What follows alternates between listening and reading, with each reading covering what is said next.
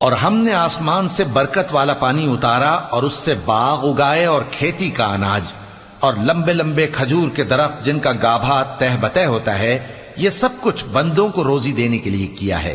اور اس پانی سے ہم نے مردہ زمین کو زندہ کیا، بس اسی طرح قیامت کے روز نکل پڑنا ہے۔ ان سے پہلے نوح کی قوم اور کنویں والے اور سمود والے لوگ جھٹلا چکے ہیں، اور عاد اور فرعون اور لوط کے بھائی اور بن کے رہنے والے اور تبا کی قوم، غرض ہر ایک نے پیغمبروں کو جھٹلایا، تو ہماری دھمکی بھی پوری ہو کر رہی۔ تو کیا ہم پہلی بار پیدا کر کے تھک گئے؟